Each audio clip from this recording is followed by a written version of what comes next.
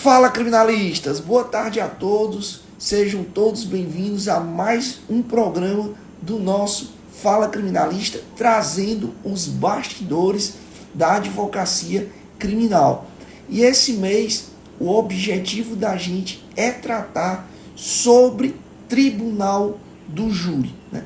Se vocês observarem nas edições anteriores, a gente vem falando sobre o Tribunal do Júri, né? Trouxemos a visão de um magistrado sobre o Tribunal do Júri, um defensor público falando sobre o Tribunal do Júri, e hoje nós iremos trazer um grande advogado criminalista, o qual eu tive a honra de conhecer no Rio de Janeiro, é presidente da OAB, né, de uma subseção da OAB no Rio de Janeiro, e ele vai nos abrilhantar com toda a sua experiência, né, na advocacia criminal. A gente vai abordar temas que são sensíveis, né, para o advogado criminalista. No plenário do júri, a gente vai tratar de situações relacionadas à prerrogativa do advogado no plenário do Tribunal do Júri, diante de situações em que o advogado tem suas prerrogativas violadas. Como é que ele deve se posicionar?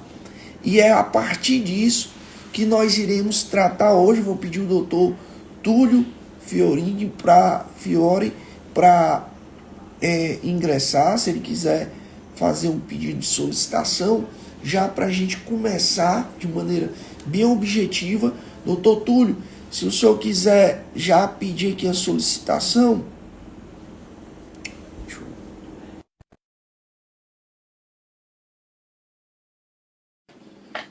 Aqui a solicitação. E é importante, gente, porque a gente vai tratar aqui de uma série de situações que acontecem. Doutor Túlio, boa Fala, tarde, meu amigo. seja Tudo bem? bem-vindo. Primeiro, quero lhe agradecer, né, por essa oportunidade de o doutor estar aqui contribuindo com toda a sua experiência, né, como advogado criminalista, como representante também da nossa classe, né, como presidente da OAB. E aí a gente vai tratar sobre uma série de assuntos polêmicos no âmbito do Tribunal do Júri, que diz respeito à atuação do advogado criminalista, principalmente falando no plenário, né? Como é que o advogado criminalista ele pode se preparar, estar atento e principalmente se posicionar diante de situações em que ocorre uma violação de uma prerrogativa. E aqui eu separei um vasto material para aqui perguntar o doutor Túlio, né? Primeiramente, agradecer pelo doutor ter aceitado esse convite, né? E dizer que eu me sinto muito honrado com a sua presença. Vou lhe dar agora o espaço para que o doutor possa se apresentar e falar um pouco da sua carreira como advogado criminalista e toda a caminhada do doutor até hoje na advocacia criminal. Seja muito bem-vindo e fique à vontade aí para falar um pouco sobre o doutor Túlio e a sua carreira na advocacia criminal. Doutor Zé, a todos aí que nos acompanham nessa live aí, para mim é uma grande satisfação poder participar desse projeto que você vem desenvolvendo, que dissemina aí o conhecimento e que é muito importante. Isso é algo que faz a diferença no dia a dia, na capacitação de jovens colegas, porque muitas das vezes o conteúdo que você compartilha aí na sua rede é o único local que esses colegas têm acesso a esse tipo de conteúdo. Então, eu quero primeiro te parabenizar por essa iniciativa e te dizer que eu estou muito honrado de poder participar dessa live contigo, porque você certamente sabe muito mais do que eu e me chama aqui para responder. Bom, para quem não me conhece aí, eu sou, como já disse aí, né, advogado criminalista, 13 anos de atuação. A gente tem uma dedicação em processos com complexidade um pouco maior, e nesse entra aí os crimes de natureza econômica e os crimes também do Tribunal do Júri, que é onde a gente tem aí uma especialidade de atuação. Nosso escritório aqui, ele, apesar de estar localizado no estado do Rio de Janeiro, a gente tem uma atuação de abrangência nacional e, inclusive, internacional. Hoje, o nosso sócio ele está no Paraguai, fazendo uma expansão empresarial na rede de farmacologia, que a gente faz a compliance também empresarial dessas empresas. Então, para a gente é um grande prazer poder compartilhar aqui um pouquinho daquilo que a gente sabe e aprender também um pouquinho mais com o Dr. Oséias nesse bate-papo que a gente vai ter aqui. Bacana, doutor, bacana. E está muito em evidência, né? Essa questão do compliance, né?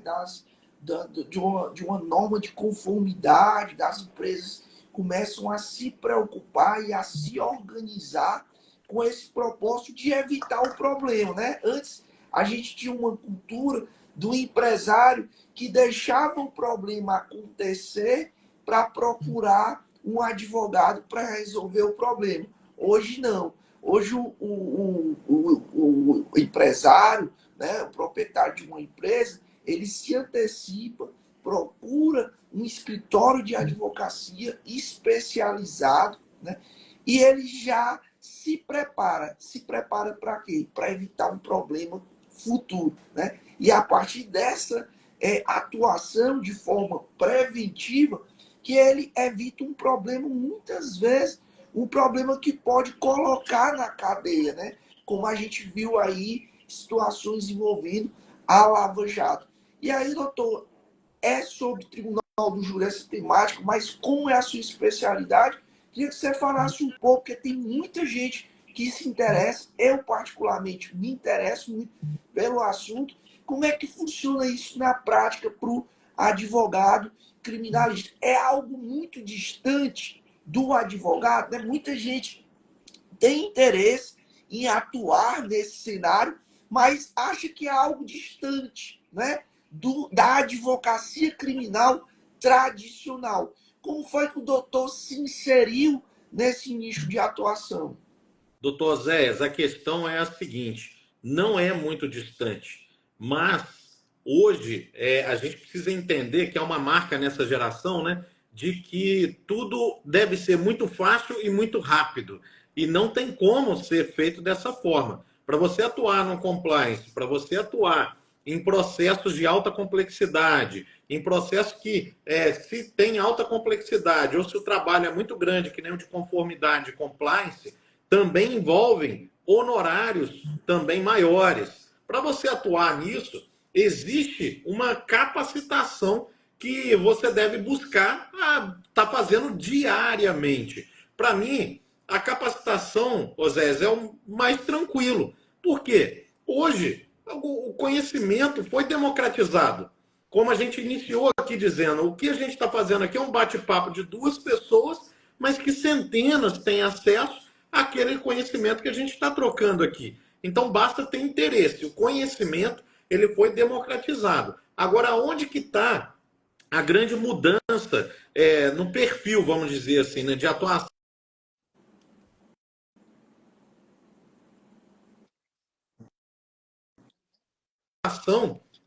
Vamos dizer assim, tradicional de um advogado criminalista, né? A primeira coisa é que para você atuar com o compliance, você vai precisar compreender uma dinâmica e o fluxo empresarial. O que muda muitas vezes da nossa rotina, que nós fomos habituados a cumprir. Porque muitas das vezes você vai ter que ir, vamos dizer aqui, no chão da fábrica, para você ver como que as coisas funcionam, poder entender aquilo e criar uma cultura de conformidade dentro daquela empresa. E não adianta que nós não trabalhamos sozinhos. Aqui no escritório, a gente tem associados por áreas. Então, quando a gente propõe fazer um compliance para uma empresa, eu tenho uma advogada trabalhista que vai cuidar do compliance trabalhista. Eu tenho um advogado que ele vai fazer a questão das blindagens contratuais. e muitas das vezes estruturar negócios de acordo com o interesse do cliente. Tudo que a gente está falando aqui não é nada ilícito, mas muitas das vezes há uma necessidade, que nem esse cliente específico que o meu sócio está no Paraguai, de se estabelecer uma operação fora do país por benefícios fiscais e etc. que pode ter. Então, a gente tem um grupo de pessoas que ninguém consegue fazer sozinho. A gente tem um grupo de pessoas para que possa estar amparando em cada parte. E nós, enquanto advogado criminalista, a gente tem uma visão estratégica do negócio muito grande, que a gente consegue antecipar alguns riscos visualizando. E aí a gente vai criando aí o programa de acordo com cada cliente que se apresenta para nós, né? De acordo com a necessidade de cada cliente, né? De acordo com a operação que cada cliente tem dentro da sua empresa. E o doutor destacou algo muito importante, que é a necessidade desse mix de conhecimento, né? Uma hora se valendo do setor trabalhista, uma hora se valendo muitas vezes até do setor tributário, né? do nicho tributário de atuação, nicho criminal, e a partir desse mix, né? Dessa reunião de especialidades, você consegue oferecer para o cliente, né? Uma segurança naquela operação, né? No que é oferecido por aquela empresa. Então, é muito bacana isso, doutor, e eu falo, né, quando eu perguntei se era algo muito distante, é porque eu vejo muitos colegas falando, né, dessa dificuldade. Eu queria muito atuar nisso, mas eu acho algo muito distante. Mas o doutor pontuou, é algo plenamente possível. Precisa, sim, de uma preparação, de um estudo, né? Precisa, sim, de especialidades naquilo que a empresa vai ter de processos, né? De procedimentos, para que você possa dar uma segurança, uma garantia para que aquele empresário ele possa atuar, né? Sem que tenha posteriormente um problema. É algo muito Doutor, preventivo, né? eu acho que a grande questão é como entrar, né, nesse mercado. O preparo é tranquilo. Cada um vai sentar, vai se esforçar e vai se preparar. Isso aí está ao alcance de todos. Acho que não é algo que a gente tem que nem ficar discutindo. Mas como entrar nesse mercado? Aí vão as percepções de oportunidade que nós advogados temos. Certamente, por mais que um advogado atue exclusivamente no criminal, você tem clientes que têm empresas, empreendimentos. E a partir disso, a gente vai observando as necessidades para a gente poder oferecer soluções aos nossos clientes. Eu vim, desde 9 anos de idade, trabalhando em posto de gasolina, empresa de ônibus, de transporte público e tal. Então, a gente acaba criando uma forma de ver e de atuar que a gente tem essa percepção quanto aos empresários. E aí que é a grande visão. Você não pode ter pressa. É o que a gente conversa muito, né? A advocacia não é corrida de 100 metros. A advocacia é construção de carreira, é construção de um legado. Então é uma maratona. Você não pode ir com, sabe, com fogo. São 13 anos de advocacia para a gente chegar onde está. Que ainda não é onde eu quero. Que ainda não é onde eu quero. Então hoje a geração tem uma pressa muito grande que as coisas aconteçam. Para entrar nesse mercado é possível, mas não é algo rápido. É algo que você tem que construir tijolo a tijolo. E aí você consegue ingressar nesse mercado. Mas tem que ter paciência e consistência. Verdade, doutor. Você falou algo que eu acho que uma dor, né, principalmente do jovem advogado, daquele que está iniciando a advocacia, querer resultados o mais rápido possível, querer uma advocacia, buscar uma advocacia que tem que ser para ontem, né? Sedimentada no mercado e tudo. Mas é como você bem pontuou, tudo é através de um processo, e um processo leva tempo, né? É um passo a passo que precisa ser construído com responsabilidade, principalmente com capacidade e respeitando o tempo, né? Porque é o tempo que vai te trazer musculatura, né? É o tempo que vai te trazer uma capacidade técnica. A partir do momento que você vai atuando e você vai lidando com situações e casos práticos, né, que vai te facilitando a compreensão de você poder atuar de uma maneira muito mais segura. Eu estou com 17 anos, vou fazer 17 anos como advogado, atuando praticamente na advocacia criminal, e ainda hoje, doutor, eu me deparo com situações em que eu fico, como é que eu faço aqui, né? Como é que eu devo proceder e tal? E assim, e é uma dúvida que é algo natural, né? Não é porque eu tenho 17 anos que eu sei de advocacia, que eu sei de tudo, que eu vou saber de tudo. É algo natural. E às vezes eu pego e ligo para advogados até mais experientes do que eu em termos de atuação, e eles, ó, Zé, eu não sei a resposta. Eu não tenho como te dar essa resposta, porque eu não sei. Então, é algo que vai se construindo, né? É algo que vai se conquistando, respeitando sempre o tempo, né? É muito Sem dúvida. importante a gente saber disso. Doutor Túlio, a gente falou um pouco aqui sobre a questão do compliance, muito importante que isso sirva de motivação para que as pessoas, para que os advogados e advogadas tenham interesse na atuação na área, produzam conteúdo sobre a matéria, usem suas redes sociais para trazer conteúdo sobre isso. Você precisa ser visto falando de algo, de algum tema, para que as pessoas conheçam você e liguem o seu nome, a sua imagem, àquele tema que você vem abordando e que você vem trazendo nas suas redes sociais. Doutor Túlio faz muito bem isso. Eu estou conectado nas redes sociais do doutor Túlio e sempre vejo material produzido, material de qualidade, conteúdo de qualidade, conteúdo de um verdadeiro conhecimento jurídico que é levado aí não só para o cliente, para a pessoa que tem interesse em contratá-lo, mas também para os advogados, né? E despertar nos advogados esse interesse pela atuação na advocacia criminal. Então, doutor, eu queria falar, que você falasse um pouco sobre essa produção de conteúdo que você vem trazendo, a importância disso para que o advogado tenha essa visibilidade. Osés, eu comecei porque quando eu comecei a advocacia, eu não tinha onde pesquisar. Por incrível que pareça, né, você tem 17 anos aí de atuação, eu tenho 13. A gente viveu uma época que não existia o Google, não existia o Instagram, não existia o WhatsApp.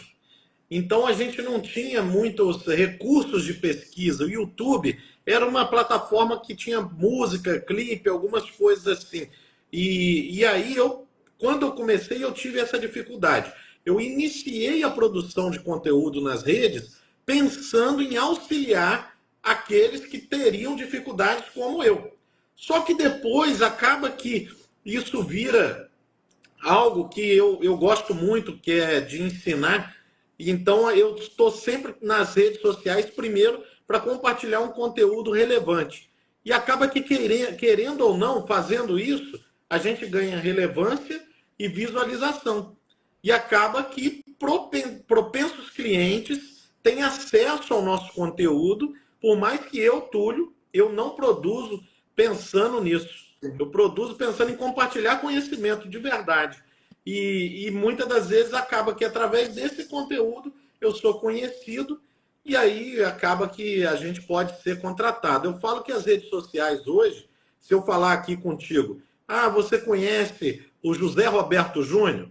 Você vai falar, não, não conheço. Fala, ele é meu sócio e tal. Qual que é instintivamente o ato que a gente faz? A gente abre o celular, vai no Instagram, joga o nome da pessoa, vai olhar, vai falar, realmente esse cara é advogado, ele atua com direito criminal, ele atua com compliance. Opa, o que ele diz condiz com o que ele se apresenta. Então eu falo que a rede social, ela além de uma vitrine, ela é um cartão de confirmação. daquilo que você diz De ser.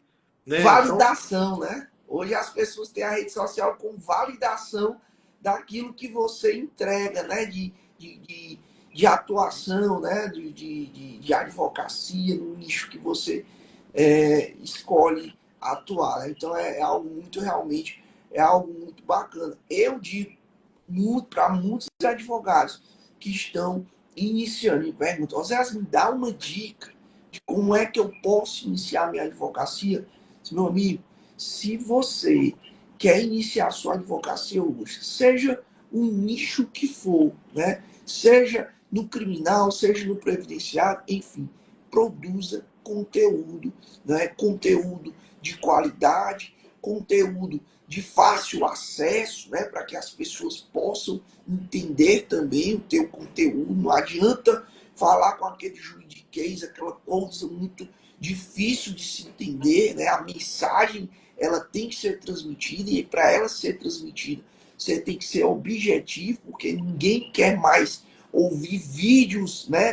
Assistir vídeos extensos, né? É logo ser direto, preciso e pontual naquilo que quer transmitir, uma fala objetiva e uma fala que você, um conteúdo que você possa realmente ser entendido, né? Se fazer entender para que as pessoas possam compreender a mensagem que você busca levar. Então, o doutor falando das redes sociais na verdade, para os jovens advogados, se me perguntarem qual é o caminho hoje, sem dúvida, é o uso das redes sociais na produção de conteúdo e conteúdo de qualidade objetiva.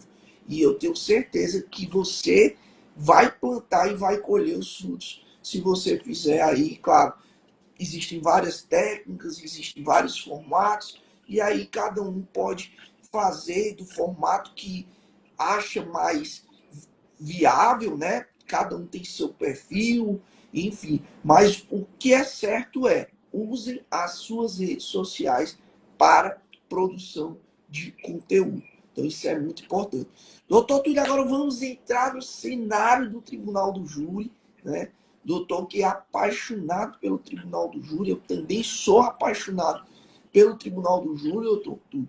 E eu queria só que você fizesse um breve comentário acerca do Tribunal do Júri. O que é o Tribunal do Júri para o doutor Túlio? E aí, dentro desse cenário que alguns ministros do Supremo vêm tecendo críticas sobre o Tribunal do Júri, alguns dizendo que o Tribunal do Júri deveria ser abolido, que não tem mais como existir o Tribunal do Júri, cada vez mais uma limitação na plenitude de defesa, o advogado não pode isso, o advogado não pode mais alegar isso. Então, qual é o cenário do Tribunal do Júri, doutor Túlio? eu vejo, doutor Osés, que o Tribunal do Júri ele é uma das formas mais democráticas de julgamento que a gente tem.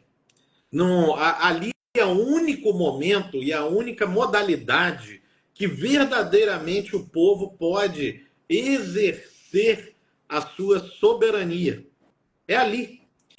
E é por isso que isso incomoda tanto alguns ministros, alguns magistrados. Porque sobre o íntimo do jurado, que é um homem, muitas das vezes sem formação, muitas das vezes um homem simples da sociedade, mas não menor do que aquele que tem um título, mas é o íntimo dele que traz uma decisão que muitas das vezes pelo juiz togado não é compreendida.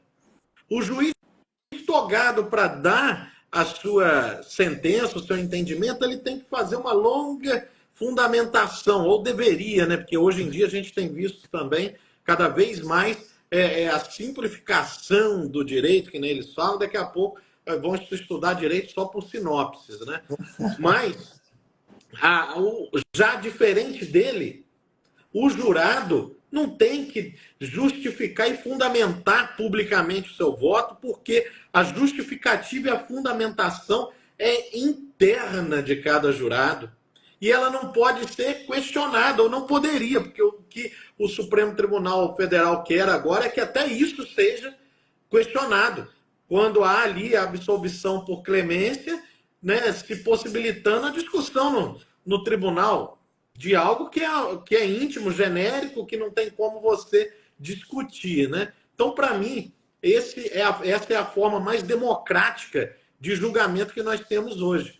Temos problemas no tribunal do júri? Talvez temos. Mas extingui-lo é o caminho? Não. Porque se formos ver a quantidade de erros judiciais cometidos por juízes togados e que ocupam cadeiras em tribunais superiores são infinitamente maiores e talvez mais grotescos do que os que a gente vê sendo tomado pelos conselhos de sentença. Então, a gente tem que fazer uma crítica ao tribunal do júri? Sim. Mas sob qual ponto de vista? Sob o ponto de vista de aprimoramento do tribunal do júri e não de sua extinção. Verdade. Porque, para mim, isso é incabível.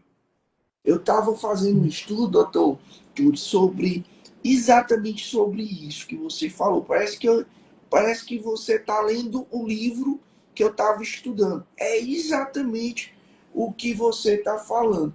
Então, assim, o que acontece? No direito como um todo, é muito dinâmico, né? E precisa, sim, de ajustes, né? E são ajustes que são inevitáveis, a necessidade, porque o direito, de uma certa forma, ele precisa acompanhar a evolução da sociedade, a dinâmica como a sociedade vem, né, vem ocorrendo, vem acontecendo, enfim. Até porque o direito regula as relações sociais, e essas relações sociais, elas mudam constantemente, são relações dinâmicas, não são estáticas. E aí, trazendo para esse cenário que o doutor colocou no que diz respeito a ajustes no tribunal do júri, eu vi um autor de um livro falando exatamente sobre isso. No início do plenário no tribunal do júri, aberta a sessão, é entregue aos jurados um relatório do processo, um relatório algo bem resumido, bem objetivo, feito pelo magistrado, e uma cópia da decisão de pronúncia e as decisões posteriores que confirmam a decisão, que na verdade alteram a decisão de pronúncia. O que acontece? Eu fazendo um júri, doutor Túlio, e o jurado fez uma pergunta ao réu com base na decisão de pronúncia. Então, ele usou a informação da decisão de pronúncia naquele momento para questionar o réu porque que a versão dele apresentada estava em desconformidade com aquilo que ele estava lendo na decisão de pronúncia. E aí, de plano, eu interrompi e perguntei a ele onde estava esse argumento que ele estava utilizando para que ele dissesse que estaria contrário ao que o meu cliente, ao que o réu em plenário estava argumentando no seu interrogatório. E aí ele fez a leitura exatamente daquilo que foi trazido pelo Ministério Público.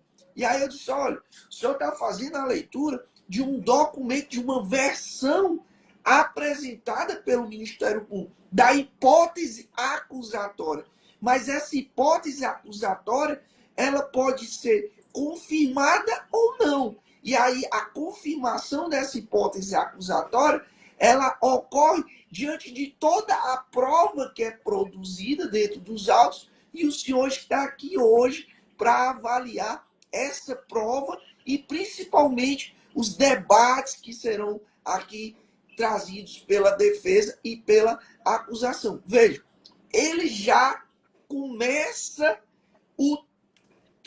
a sessão de julgamento já induzido por uma informação que consta na decisão de pronúncia, que é uma informação pautada na hipótese acusatória, na hipótese trazida pelo Ministério Público. Ele já entendeu que aquela versão do réu não era verdadeira, como se ele estivesse mentindo, porque contrariava aquele documento que ele acabava de receber. E aí é interessante, porque nesse livro que eu estava lendo, o autor ele fazia comentários acerca de uma reforma quanto a isso, de uma alteração, do ajuste que o doutor acabou de mencionar. Em que sentido?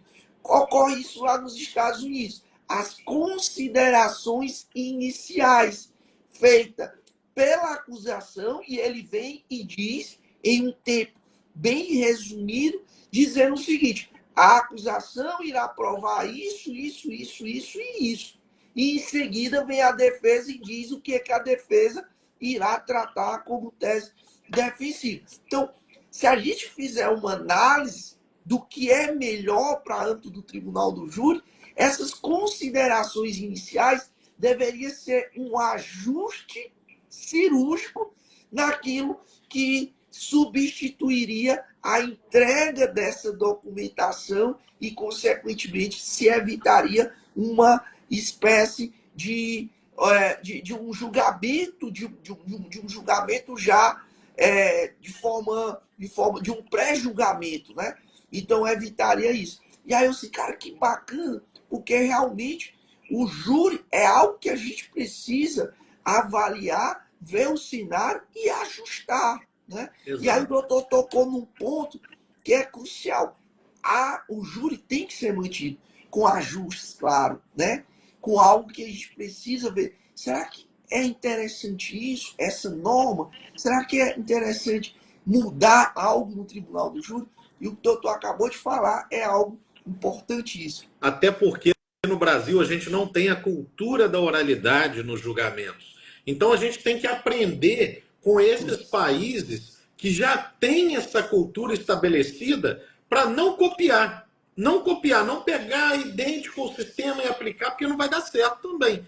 Mas para a gente aprimorar o nosso, que nem disse, uma fala inaugural semelhante ao que é feito lá nos júris dos Estados Unidos, pode ser um aprimoramento para o júri brasileiro. E a gente adapta isso à nossa realidade e cria uma característica própria. E aqui, você falando sobre a entrega da pronúncia, me lembrei de um caso, um fato real e que aconteceu comigo num júri. Que no início do júri, eu sempre vou lá na mesa dos jurados e que ali colocam, né, o relatório, a pronúncia e etc., né? E eu olho aqueles documentos. É um hábito que eu tenho. Eu vou lá e olho. Se não está lá, quando vai entregar, eu dou um jeito e peço para olhar antes. E teve um plenário que eu fui fazer, cheguei lá, já estavam os documentos todos na mesa ali na posição dos jurados, eu fui olhar os documentos e, para minha surpresa, o que tinha lá? A denúncia. A denúncia estava lá, a decisão de pronúncia e um relatório do processo estava lá, isso. E eu cheguei para o juiz e falei, excelência, a denúncia está sendo entregue aos jurados no início daqui da sessão. E aí, tipo, para mim isso é o óbvio, né? O 472, parágrafo único, já diz ali os documentos que tem que estar. Para mim, o juiz já ia se manifestar, doutor, foi um equívoco, estou retirando ele. Não, doutor, aqui a gente tem um hábito de fazer assim. Eu falei, não, mas está errado, porque o artigo 472, parágrafo único, já tem ali um rol taxativo dos documentos. Se está entregando a denúncia, então também vai ter que entregar todas as peças de defesa, porque o jurado, a imparcialidade dele está sendo posta em jogo, já que ele tem ali uma versão que ele vai ler durante todo o momento e contrastar com aquilo que é dito em plenário. E aí foi retirado e eles não tiveram acesso antes do plenário do júri. Então fica uma dica também, né, para os colegas que atuam ou pretendem atuar. A gente tem que ser diligente e tem que ser, como o livro de Napoleão Hill tem um título, né? Tem que ser mais esperto que o diabo. Então a gente tem que ser mais esperto que o diabo. A gente não pode achar que isso aqui não interfere. Interfere. E a gente está ali, enquanto advogado, nós somos os verdadeiros fiscais da lei ali. Que a gente sabe na atuação que o que se diz fiscal da lei não é o fiscal da lei. Nós somos o verdadeiro fiscal da lei ali. Então a gente tem que ter uma atuação diligente e conhecer bem o procedimento para poder atuar no momento de forma efetiva. Dica bacana, doutor Túlio.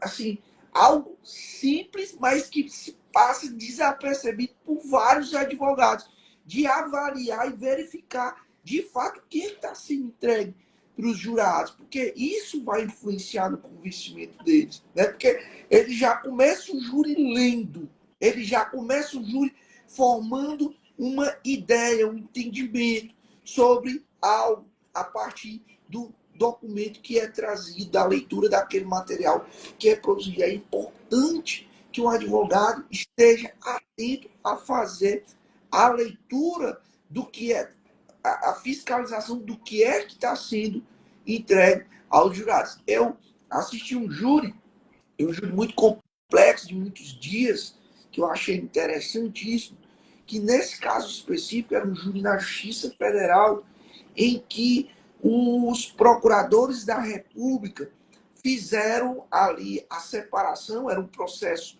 com vários volumes, diversos volumes mesmo, considerável, e eles fizeram o seguinte, eles fizeram um compilado ali das principais peças que eles entendiam como importantes para a tese acusatória e fizeram ali aquela apostila com os principais documentos e foram entregar aos jurados. Pediram o juiz para que fosse entregue aos jurados. E naquele momento a defesa se insurgiu. E aí se insurgiu no sentido de que, excelência, o artigo fala decisão de pronúncia e o relatório.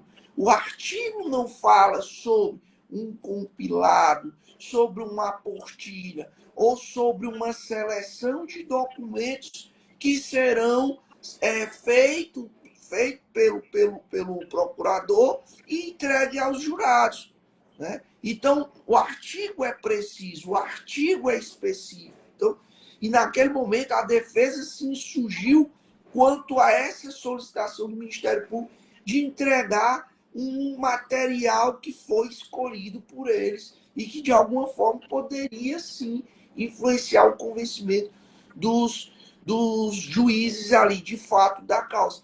E aí é interessante que na fundamentação trazida pelo advogado, ele diz o seguinte, e outra, os autos estão disponíveis para os jurados. Então, se o jurado se sentir na necessidade de verificar algum documento específico, ele pode sim requerer, mas não pode ao Ministério Público fazer a entrega de um compilado de material ali, de documentos, que ele entende que é interessante para a sua tese acusatória. E aí, nesse caso, o juiz indeferiu a entrega desse material. Olha aí o quanto... Nós, como eu disse, nós temos que entender que o nosso papel ali é de sermos proativos e verdadeiros fiscais. Porque, na verdade, a construção narrativa da acusação sempre vai ser muito bonita no início, sempre vai ser muito sutil. Não, isso aqui, na verdade, não é para isso. E desde o início do plenário, a gente já começa perdendo. A gente já chega no plenário do júri enquanto defesa com o jogo 2-0. Se você deixa já no início do plenário o Ministério Público se apresentar dessa forma, não, eu queria, na verdade, era só trazer aqui documentos, queriam auxiliar os jurados a se esclarecerem para julgarem, parece que você é o mal da história, ele é o bom, e aí o jogo já vai para 3-0. Então a gente tem que entender que há momentos, forma de se insurgir, para que a gente não perca mais do que já entra perdendo no jogo. Verdade. Verdade, doutor. Doutor Túlio, vamos lá para tratar um pouco sobre prerrogativas do advogado, principalmente prerrogativas que são desrespeitadas, são violadas no plenário do júri. É muito comum, né, a gente se deparar com situações em que advogados chegam ao ponto de abandonar o plenário, né? Não sei nem se é o termo certo, usar essa palavra de abandono, diante de certas situações que realmente ofendem não só as prerrogativas do advogado, mas chegam a ofender até mesmo a pessoa do advogado e da advogada. E eu vou fazer a leitura aqui de uma matéria, e essa matéria da CN, na CNN Brasil, que diz o seguinte, doutor: promotor chama advogada de galinha durante audiência em Minas Gerais. E aí ele complementa: durante a audiência do Tribunal do Júri de Belo Horizonte, Minas Gerais, o promotor de justiça ofendeu a advogada criminalista, eu não vou ler aqui o nome por uma questão de preservar o nome da, chamando-a de galinha garnizé. Garnizé. Ele disse ainda que ela estava fazendo striptease durante a sessão. E aí, para contribuir com essa matéria, eu cito aqui também um caso em que está relacionado ao processo do rito do Tribunal do Júri, que é aquele caso do Jairinho, né, doutor Jairinho, em que os advogados estavam falando, estavam em pé, e a juíza se insurgiu contra aquilo, e dizendo que o advogado tinha que se sentar, que ela não ia permitir aquilo, que os advogados só iriam permitir quem fosse falar poderia estar em pé, mas quem não estivesse falando deveria estar sentado. E aí, doutor, diante de um cenário como esse, né, situações como essa que eu acabei de narrar, qual é a postura do advogado e da advogada? Como é que o advogado deve proceder numa situação como essa? Doutor Zé, sem fazer um juízo de valor sobre a atitude dos colegas nesses casos, mas são casos emblemáticos que nos levam a refletir sobre a postura que nós devemos adotar. E aqui eu dou um conselho que eu faço, que é, primeiro, eu tento sempre gravar tudo. Tudo. Ah, mas às vezes você não vai conseguir gravar o vídeo, grava o áudio, desde o início do plenário. Ah, mas vão dar horas. A gente nunca sabe quando vai acontecer uma ofensa de prerrogativa, quando vai acontecer, às vezes, não é só uma ofensa de prerrogativa, mas é uma agressão à própria honra do advogado, da advogada. Então, a gente precisa estar precavido. Grave. Segunda questão que nós devemos ter, o advogado deve ter, quando ele está diante de uma ofensa de prerrogativa, ou mesmo de uma ofensa, uma injúria, etc. A ata é o documento basilar. Tem que registrar em ata. A sua gravação não vai adiantar muito se não tiver o registro em ata. A lei diz isso. Então você precisa fazer o registro em ata daquilo. Ah, me chamou de galinha, registro em ata. O juiz não quer fazer o registro, você está gravando. Você está gravando, e aí você consegue comprovar depois. E não é gravar com o celular na cara do juiz, nada disso. Hoje existem gravadores de voz, você deixa no bolso, deixa em cima da mesa, vai gravar todo o áudio ambiental. E aí, doutor Túlio, que grava a ocorrência em plenário e grava o momento em que o juiz ele afirma que não vai consignar em ata, porque se a sessão está sendo gravada, já está registrado. Não, consignar em ata ali a sua insurgência, a ocorrência que você está que está ali acontecendo e tal, né? A situação, a intercorrência que acontece ali no momento, você deixar registrado, né? Na ata, até para futuramente usar dos meios legais, os recursos cabíveis contra esse desrespeito, essa violação ou alguma até mesmo nulidade. E se não tiver na ata, é aquilo que eu falei, a luta vai ser muito mais difícil. E aí aqui vai um conselho a mais. Não faça plenário do júri sozinho. Chame um colega para estar ali junto de você e te ajudando.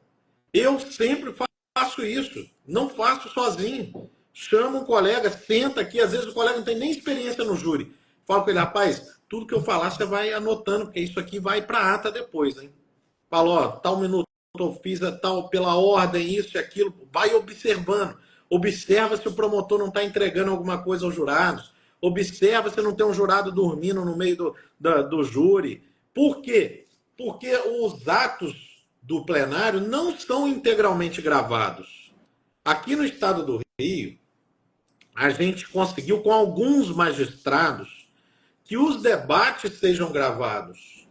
O interrogatório já é gravado, as inquirições já são gravadas, mas existem momentos ali que não. Quando encerra um interrogatório, há uma lacuna de gravação. E nessa lacuna é que pode acontecer a ofensa. E aí você não tem a prova da gravação.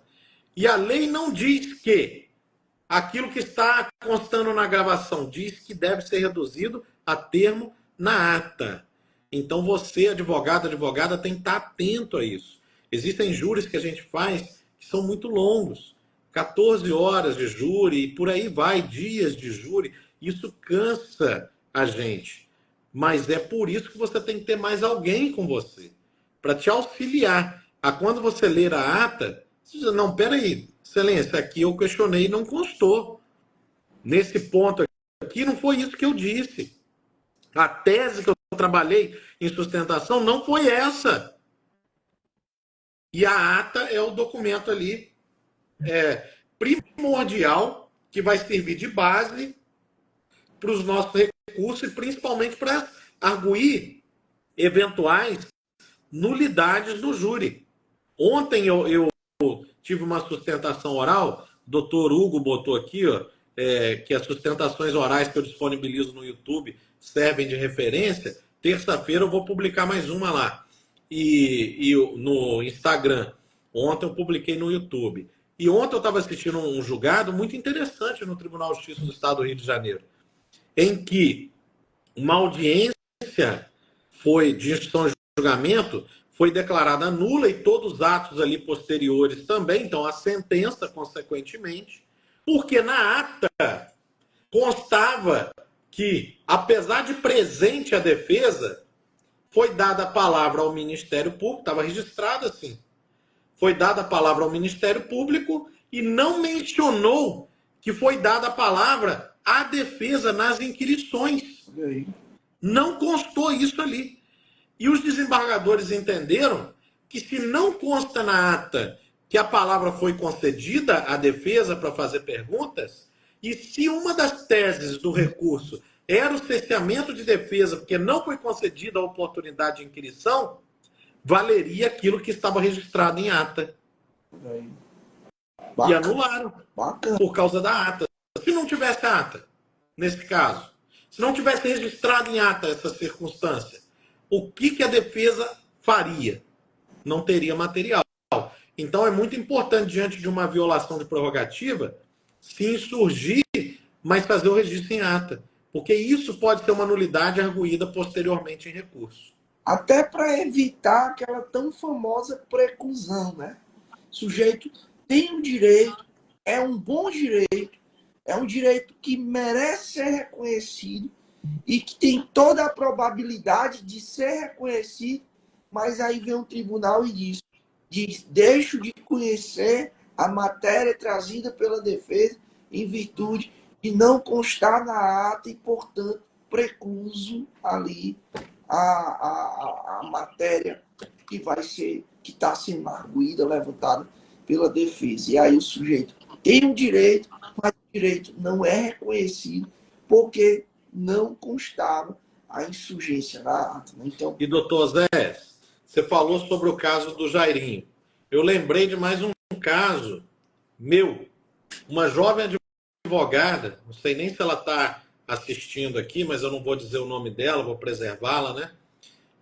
Uma jovem advogada me chamou para que pudesse acompanhar no primeiro júri dela, primeiro plenário do júri dela. E eu fui acompanhá-la. A gente discutiu, debateu o júri, ela é hiper competente, estava preparada para fazer. E aí eu expliquei a ela a estratégia de, na hora da inquirição, ela se colocar de uma forma em pé, mas que levasse a testemunha a se direcionar aos jurados, porque a história é contada para eles, né? E aí ela logo ali no início da inquirição, o Ministério Público fez a inquirição, dada a palavra ali à defesa, ela se levantou, ficou de pé, e eu fiquei sentado, porque o júri era dela, ela que estava brilhando ali.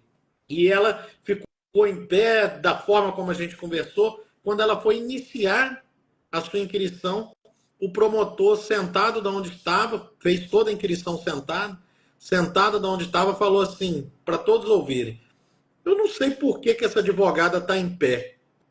Eu estava assim, fazendo uma anotação no celular, eu ouvi aquilo, mas sabe quando a gente ouve e fala, vai passar, né? Ele repetiu: eu não sei por que a doutora está em pé. Eu olhei para minha colega, e é normal, primeiro júri, ela ficou nervosa. Eu olhei para o promotor, falei assim: doutor, é prerrogativa do advogado. Se o senhor não sabe, eu tenho um prazer muito grande de te apresentar a prerrogativa que o advogado tem, esculpida no artigo 7º da Lei 8.906, que é de ficar em pé ou sentado durante as sessões. E ela só está cumprindo com a prerrogativa que é garantida a ela. Então, se o senhor não sabia, agora o senhor sabe. Doutora fulana, prossegue aí, falei com ela, prossegue aí, pode prosseguir. E ela prosseguiu e ele ficou ali com a cara ali corada, né? Então, é importante também, nós advogados, estudarmos as nossas prerrogativas. Tem muito advogado falando de prerrogativa e ele não sabe o que é a prerrogativa dele e o que não é a prerrogativa dele. Feriu a minha prerrogativa. Está onde lá no artigo 7º? Que prerrogativa que ele feriu? Aonde? E a pessoa não sabe. Então é importante estudar. Eu tenho uma frase, que eu não sei o autor, e aí eu uso ela como se minha fosse, que eu digo o seguinte: conhecimento é poder. Conhecimento é poder. Eu só pude ali me insurgir contra aquele promotor porque eu tinha um conhecimento de algo. Senão, ia ser só pirraça. Não pode por quê, doutor? Eu fiz sentada, ela faz sentada também. Paridade de arma, ele inventar um monte de argumentação, que eu falo que eles são bem criativos, né, para quando é nesse sentido. Então, inventar um monte de coisa para tentar fazer válido ali o que ele estava falando. Então, estudem as prerrogativas. Você, quando recebe a sua carteirinha da OAB, você recebe também aquele livretinho vermelho. Eu tenho hábito, eu falo com o estagiário quando entra aqui no escritório, doutor Zé, que a primeira lição do advogado é aprender a esperar. Todo lugar que a gente vai, um minuto, doutor, espera aí. É no presídio, é na delegacia, é no fórum, é audiência, é tudo, a gente tem que esperar. Então, o que eu faço? É um hábito meu que eu sempre oriento a todos. Eu pego aquela cadernetinha vermelha, que eu ando com ela, porque aqueles cartõezinhos quebram todos, né? Então, eu ando com a cadernetinha vermelha, sento e fico lendo ali, porque ali dentro está o artigo 6º e o artigo 7º. E eu fico lendo o artigo 7º ali, prerrogativo, 13 anos lendo, e eu não decoro. Eu vou lendo. Por quê? Por causa de uma hora dessa, a gente lembra. A gente fala: opa, peraí, tá aqui, isso aqui é minha prerrogativa, não pode ferir. Você chega na delegacia, doutor, tem que peticionar, tem que esperar o delegado, tem que fazer isso, fazer aquilo. E você, com cordialidade, você só vai informar. Eu entendo perfeitamente, mas a lei diz isso. Está aqui.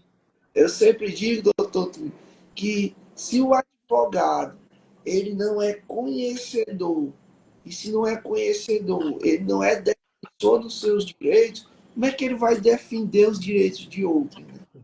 Como é que ele vai defender os direitos do cliente se ele ao menos é capaz de defender as suas prerrogativas? Né? Porque prerrogativa não é favor, né? Prerrogativa, as pessoas acham que prerrogativa é favor, mas prerrogativa não é favor, é um direito que está numa lei federal que precisa ser cumprido, que precisa ser respeitado, sob pena até de incorrer em um crime de abuso de autoridade, que violar prerrogativas do advogado é crime que está previsto aí na lei de abuso de autoridade e também no próprio estatuto, que considera como crime de abuso de autoridade. Então, o advogado, como o doutor pontuou, precisa conhecer, precisa estar atento, precisa entender das suas prerrogativas, né? Porque está relacionado ao exercício da advocacia, né? Que você vai fazer em prol da garantia dos direitos dos seus clientes, de outras pessoas. Doutor Zé, só para fechar esse ponto, é, é importante também, quando a gente vai fazer um plenário, ainda sobre prerrogativa, que você entenda o perfil do magistrado e do promotor. Se você já vai para um plenário que você sabe de um perfil de juiz, de juíza, de promotora que normalmente são problemáticos ou muito combativos, é importante que você já vá preparado. Então você vai acompanhar de mais alguém, mas busque também saber o contato do plantão de prerrogativas da OAB local. Porque se algo acontecer ali, você vai registrar na ata, você vai estar gravando e você vai, dali de dentro do plenário, acionar o plantão de prerrogativas. O delegado de prerrogativa não é alguém que vai chegar ali para bater boca. Ele é alguém que, na sua atribuição e função, ele detém de fé pública quando ele faz o registro da ata da ocorrência de prerrogativa. Então, ele é uma autoridade que está ali, está outorgada a autoridade a ele, delegada. Por isso que ele se chama delegado de prerrogativas, que é delegado a ele um poder. Então, você, com esse contato do plantão, você liga e ali chega um delegado, você vai ter a ata da audiência, vai ter a sua gravação e vai ter a ata do delegado de prerrogativa, para poder adotar as medidas cabíveis aí que você entender no caso. Então, sempre também tem um plantão de prerrogativa salvo no seu celular. Muito bacana, doutor, essa dica. Em relação ainda sobre a gravação, porque no final de tudo fica sempre o disse e não me disse, né? Ou seja, eu não falei isso, ou falou. Então, quando está gravado, você tem ali a prova se falou ou não falou, né? E aí é importante essa gravação. Há em algumas comarcas, os juízes não querem esse tipo de gravação da sessão como um todo. Eu acredito que até às vezes um medo, um receio, né, de estar sendo gravado, porque eu não vejo problema nenhum. É um processo público, né? Se está ocorrendo tudo dentro da normalidade, sem qualquer violação de prerrogativa ou de direito de alguém, por que não gravar, né? Por que não registrar algo que acontece dentro da sua normalidade? Qual é a dificuldade disso? O doutor não entende que, não sei nem se existe, mas eu acredito que ainda não existe nada sobre isso, e é importante até que a OAB, a nível nacional, busque junto ao CNJ, né, uma norma ou uma recomendação ou mesmo uma resolução quanto ao registro dessas sessões de julgamento no Tribunal do Júri. Como é que o doutor entende essa situação? Então, a questão que eu entendo sobre a gravação é que a gente deve preservar os jurados. Certo. Então, quando eu faço uma gravação, eu tento preservar os outros atores, todos até. Eu tento que nessa gravação tenha, na medida do possível, somente eu e o áudio de todos os outros. Quando é possível, porque às vezes a configuração não permite, né, tanto assim. Mas a primeira questão que é importante é que o artigo 367 do Código de Processo Civil, aplicado de forma análoga, né, ali no Código de Processo Penal, ao processo penal, já autoriza a gravação por qualquer um. E isso é indiscutível. Isso é indiscutível. A outra questão é que quando há interesse do tribunal em se promoverem, é transmitido até em rede nacional. Verdade. Não só no YouTube, em rede nacional. eles autorizam repórteres ingressarem no plenário e fazer a cobertura ao vivo. Então, quando há o interesse deles, tudo é fácil. Mas quando é da defesa, é o que a gente falou aqui.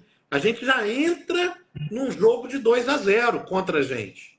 Então, a gente precisa entender essa dinâmica para a gente poder. Eu vou voltar lá naquela frase que é o título do livro do Napoleão Hill, né? A gente tem que ser mais esperto que o diabo.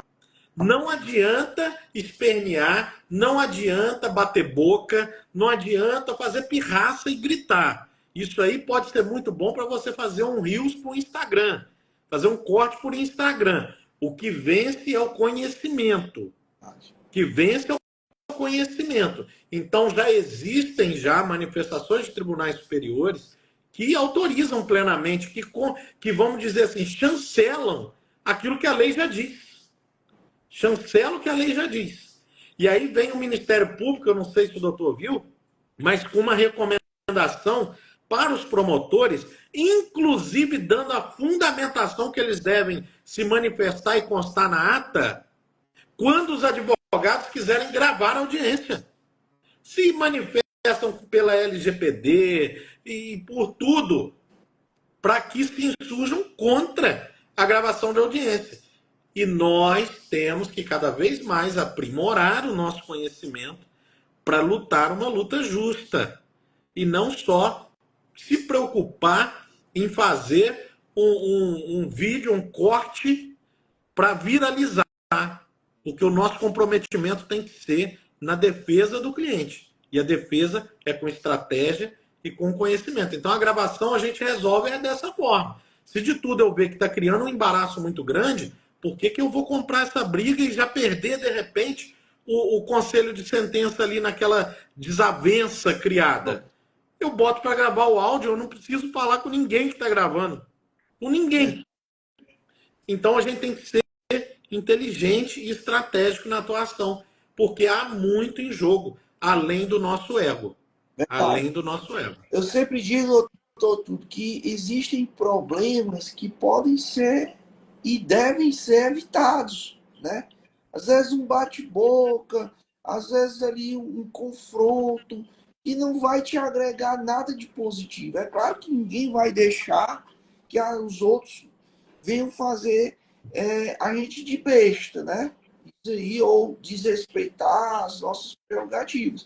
E aí, nesse momento, a gente tem que ter voz realmente, a gente tem que ser combativo, mas há situações que podem ser plenamente possíveis que você evite, né? Que você evite, que você consiga ali evitar um problema maior e, de alguma forma, aquilo repercutir na visão que os jurados vão ter de você como alguém arrogante, como alguém problemático, como alguém que causa problemas no plenário, desrespeita a autoridade do magistrado, do juiz, e ali eles também são juízes, né?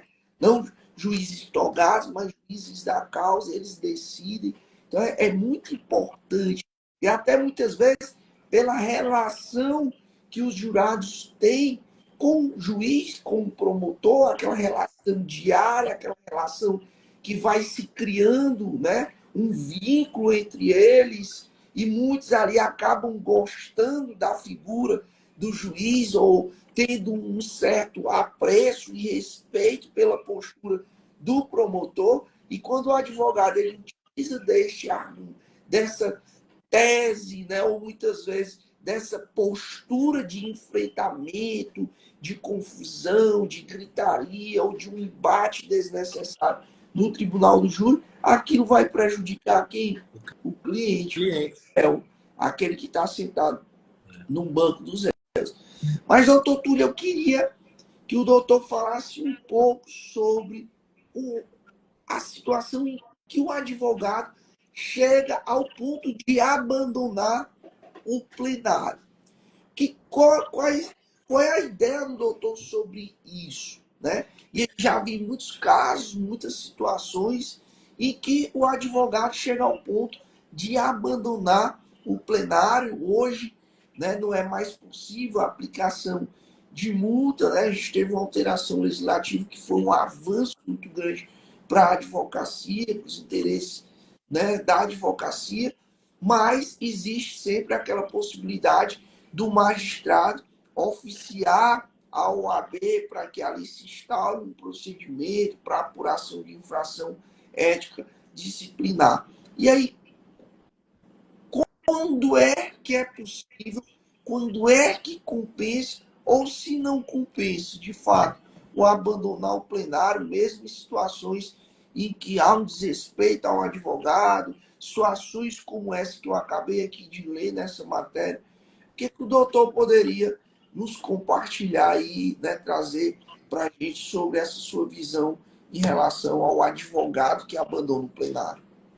O abandono de plenário não pode ser uma fuga. Não pode ser uma fuga. Fuga é a reação de quem se vê acuado por algo.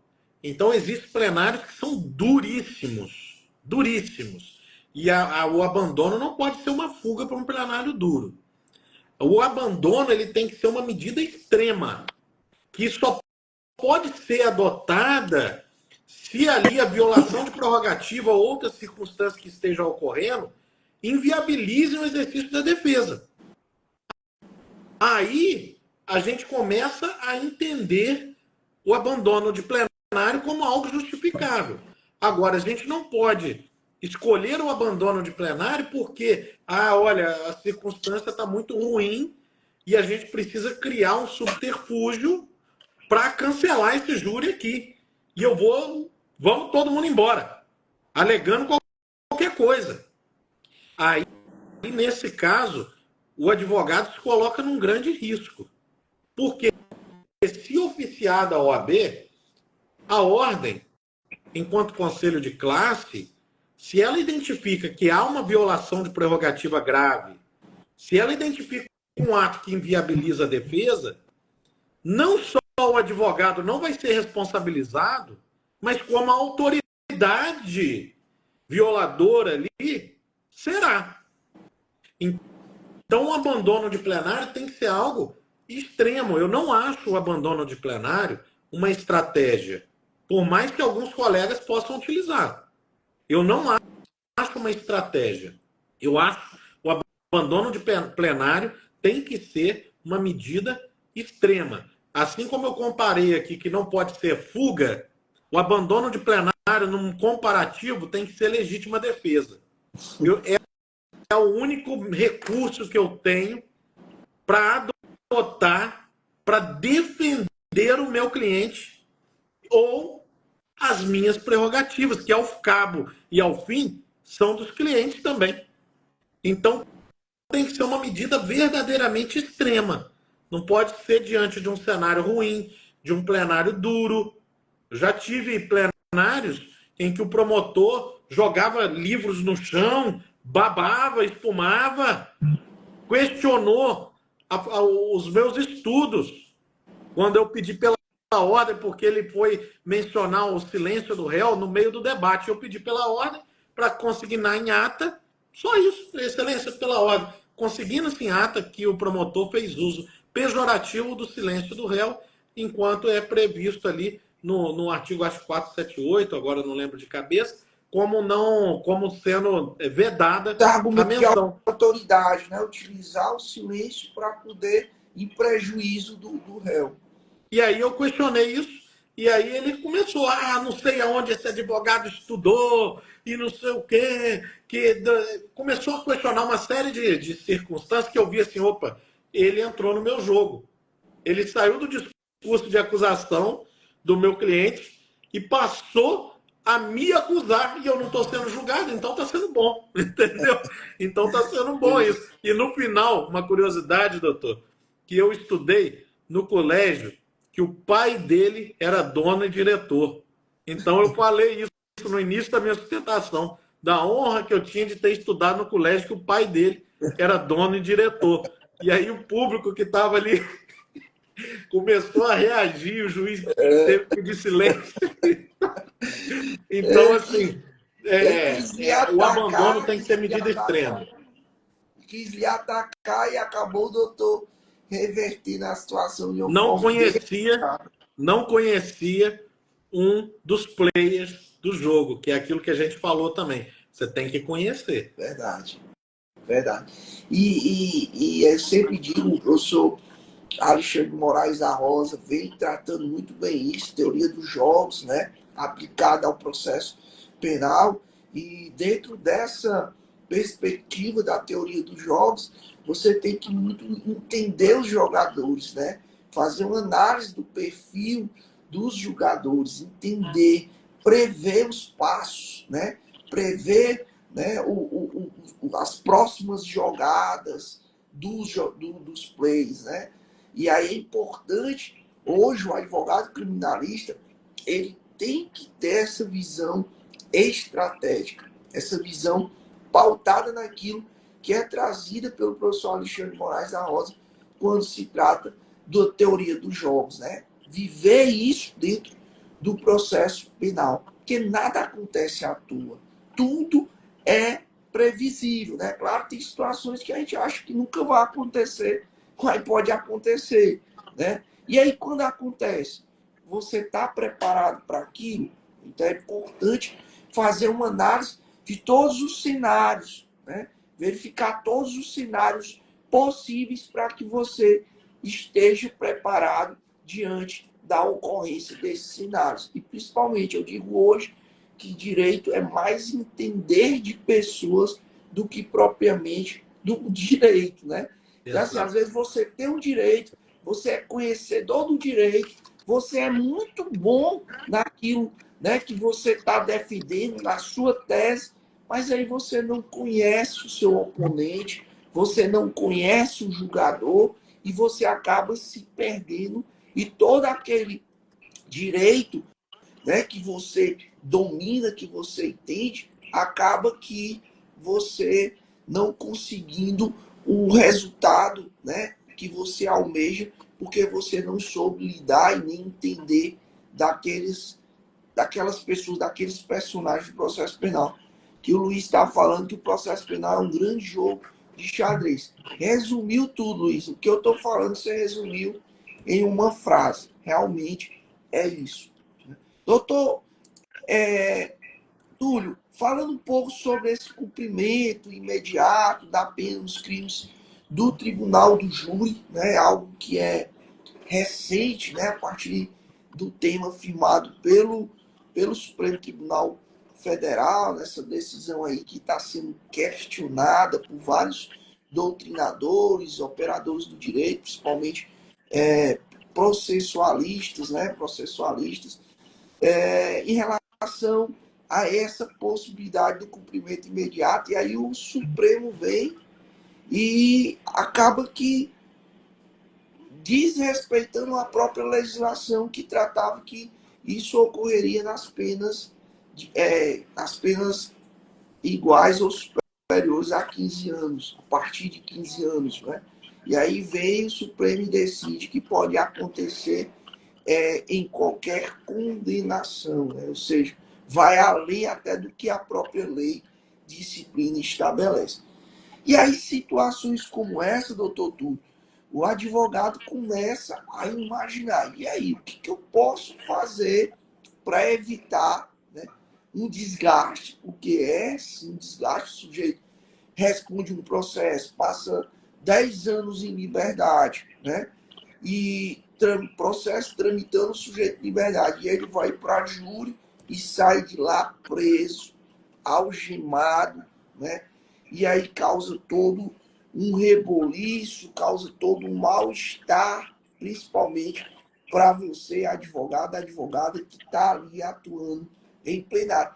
E aí eu sempre digo que uma situação como essa, a gente se sente totalmente impotente, né? Porque o sujeito vem, é preso ali na tua frente, é claro que você vai poder utilizar de recursos aí que são inúmeros, que você pode se valer, mas naquele momento você vê o seu cliente preso na sua frente, sendo algemado, a família chorando, gritando, aquele alvoroço, e você sem poder fazer nada. E aí surge aí várias alternativas. Alguns advogados já defendem aí a tese de que o réu não comparece, é melhor que ele não compareça. Outros entendem que é melhor que ele compareça no formato virtual, porque aí já existe um outro problema. Qual o problema? A ausência do réu no julgamento dele, né? Como é que os jurados enxergam isso e como é que isso vai influenciar no convencimento dos jurados, a possibilidade de uma participação de uma forma virtual, né, no formato virtual. E aí tem alguns até dizendo o seguinte, que olha, tu vai para o júri, quando o juiz, no final da sessão, já estiver votando, e aí muitos plenários não têm a sala secreta, eles vaziam o plenário e o réu sai, né, para que os jurados, o plenário funciona como a própria sala, né, a sala onde vai ter a votação, e nesse caso tu vai embora. Porque se houver condenação, tu não é obrigado a permanecer durante o julgamento, tu não é obrigado nem a ir, né, muito mais permanecer no curso do julgamento. E aí eu já vi já que tem juízes se antecipando, né? E situações como essa já existe até a possibilidade dele decretar a prisão ali em plenário ou mesmo colocar uma composição policial para ficar de olho, para evitar que o sujeito seja venha a sair ali do plenário e não consiga ali efetivar a ordem de prisão naquele momento. E aí, doutor, diante desse cenário aí, nos dê dicas, traga aí a solução para os nossos problemas, não sei nem se pode tratar de solução. Solução é muito difícil, né? E aqui eu queria fazer uma provocação já inicial. O STF ele decide sobre a execução imediata da pena. Mas, ao contrário, quando o cliente se apresenta preso e é absolvido em plenário, ele não é liberado imediatamente. Ele tem que voltar para a unidade prisional, fazer o cumprimento de toda a burocracia e etc., para poder liberar. E aí, com isso, a gente vê que, a bem da verdade, o que o STF tem decidido não é sobre a ótica da justiça, mas é sobre a ótica do populismo e do justiçamento.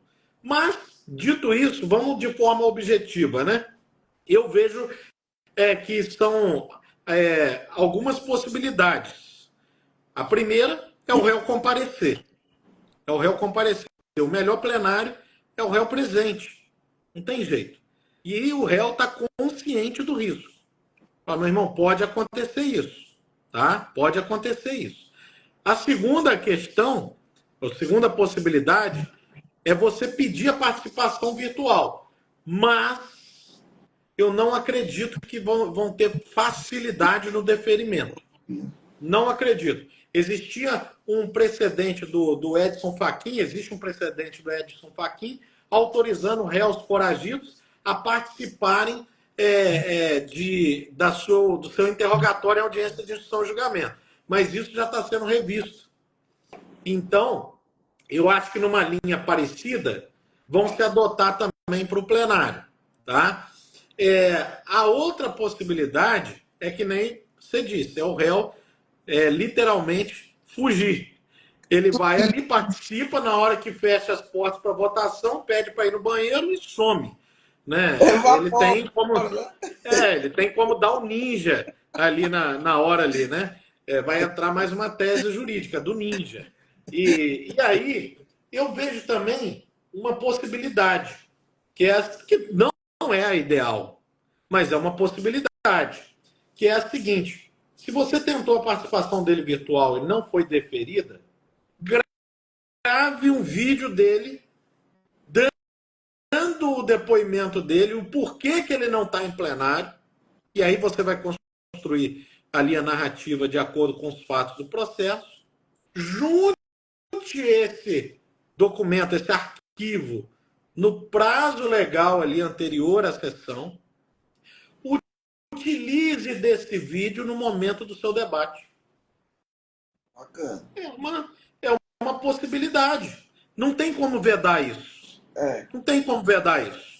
Entendeu? Ah, é o ideal? Óbvio que não é o ideal. O ideal é que não houvesse essa esdrúxula decisão.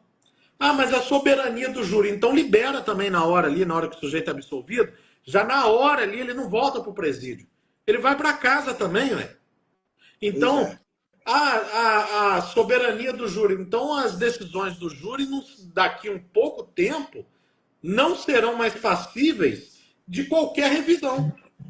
Só se for para piorar, né? Porque se absolver, pode recorrer e ter outro júri até condenar. Então, assim, Interessante também, doutor, que a soberania existe, né? A soberania dos veredictos existe para situações como essa, mas não existe quando o conselho de sentença decide reconhecer uma tese que se refere a uma questão mesmo de o sujeito entender, de absolver, porque simplesmente por clemência. E aí, nesse ponto, a soberania não existe. Né? Mas quando é para mandar prender, a soberania prevalece. mas é o neoconstitucionalismo que vem se propondo com essa formação atual que a gente tem do STF, que tudo é relativizado, até cláusulas pétreas, até garantias fundamentais. Tudo é relativizado. Então a gente vive isso. Então, assim, uma opção que eu vejo, que nem eu disse, se você não conseguir a presença virtual, eu acho que essa opção do Ninja vai durar pouco tempo, vai durar pouco tempo. Então, eu acho que uma opção seria essa: você gravar um depoimento do seu cliente com qualidade, e aí você apresentar durante o debate. O Luiz Augusto que está falando aqui, Oséias, ele é um grande amigo, advogado criminalista, presidente de subseção de OAB também. Ó. O que ele está dizendo aqui? Dentro do tema, mas bem polêmico, com a licença e o perdão, caso já tenham falado antes, e o novo tipo autônomo do feminicídio, com penas altas, o que pensam os doutores? Olha, com todo respeito, eu vou ser mal compreendido por alguns. Eu vou ser mal compreendido por alguns. Eu não sou a favor da violência contra a mulher, acho que isso é um combate que tem que existir, é uma violência real, urgente e muito grave, mas não é com o agravamento de penas que se resolverá. Eu vou me antecipar aqui ao doutor Oséias, dizendo que eu acredito que, como eu nunca ouvi, acredito que o doutor Oséias também nunca ouviu, e você também, doutor Luiz, nunca deve ter ouvido um cliente, antes de cometer um crime grave, perguntar sobre a pena. O feminicídio acontece normalmente em circunstâncias terríveis, no interior de casas, em meio ali a uma relação abusiva, e não é uma pena mais alta que vá solucionar esse grave problema que a gente tem no país. E mais, aqui nessa lei, mais uma vez se relativiza o que está previsto na Constituição, que diz que no Brasil não existe pena perpétua. Um sujeito, não vou dizer muito velho, não, 40 anos de idade. Não vou falar 60, 70 anos, não, 40 anos de idade. Está no meio da sua vida ali. Cometeu um crime de feminicídio. Ele pode ter uma pena que pode se chegar a 60 anos. Ele não vai viver 100 anos. Ainda mais preso. Então, de alguma forma, se relativizou para que no Brasil passe a existir a prisão perpétua. E está muito relacionado também à questão de política criminal, né? Porque tudo acho que se resolve com aumentando a pena, né? É o chamado de terrorismo da pena. Aumenta a pena que tudo se resolve. E aí, como o doutor bem pontuou, pelo contrário, se nós observarmos a Lei Maria da Penha, os 1340, ela é uma lei datada de 2006. Né? De 2006. É uma lei já antiga, né? Que já está em vigência há muito tempo. E se nós observarmos ainda o número de alterações que a Lei Maria da Penha sofreu para sempre agravar a situação do réu, né, foram expressivas a quantidade de alterações. E o que é que a gente observa na prática? O índice de crimes aumentando, de crimes de violência doméstica aumentando. Então, se aumentar a pena resolvesse, agravando a pena resolvesse, a gente não teria a quantidade, né, expressiva de alterações na própria lei. Porque se você observar, eu acho que nenhuma lei em vigor, né, principalmente de 2006 para cá, pode-se dizer que teve mais alterações do que a Lei Maria da Penha. Eu dou aula de legislação penal extravagante e quando eu vou fazer, né, quando eu vou fazer ali um material, né, para falar sobre as leis, lei de drogas, lei Maria da Penha, estatuto, tudo, a lei que eu mais me preocupo quando eu vou ministrar a aula é a Lei Maria da Penha, porque o que eu observo? Qual foi a alteração que aconteceu que eu não estou sabendo para eu não deixar passar ali em branco no momento da aula, né? Pela quantidade de alterações. Eu também defendo a mesma ideia, eu acho que eu não sou de forma alguma a favor de violência nenhuma, principalmente contra a mulher, mas eu entendo que o cenário, né, o caminho é outro, né? E aí trazer isso, né, para uma questão de políticas públicas que você possa levar ali, né, para salas de aula, para o colégio, enfim, na formação, né, na formação de jovens, tudo, e a gente implantar essa cultura de que dá um basta à violência contra, contra a mulher. Né? Eu acho que é um caminho mais viável, é um caminho até mais produtivo do que a gente simplesmente alterar ou colocar penas altíssimas que a gente sabe que não resolve. E aí, muitas das vezes, essas alterações legislativas de aumento de pena são, como o doutor aqui colocou, né? Tem um caráter populista, né?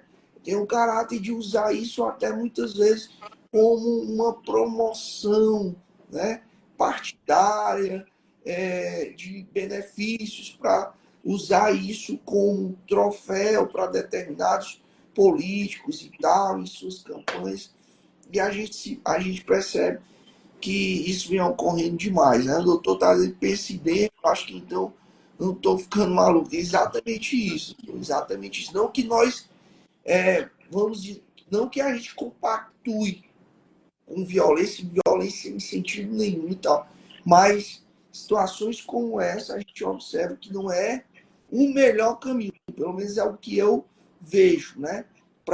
Tanto é que não vem diminuindo os índices aí, e eles vêm usando cada vez mais de agravamentos e isso não vem obtendo o resultado que deveria se obter. Exato. Doutor Túlio, para a gente finalizar, a gente está com mais de 1h30 já de live. Quando o papo é legal, o negócio transcorre com naturalidade, muito bacana. E aí eu queria, teve um caso ontem, né? Ontem, quinta-feira, num plenário, num júri, né? De um réu que está sendo acusado de ter matado aquele ator da Chiquititas, novela Chiquititas, em que ele destituiu o seu advogado, né, o seu defensor em plenário, e o juiz precisou dissolver o conselho de sentença, intimá-lo ali no ato para que ele constituísse novo advogado, sob pena de nomear defensor público e tal. Situação como essa, doutor, pode ser muitas vezes encarada como uma estratégia defensiva, né?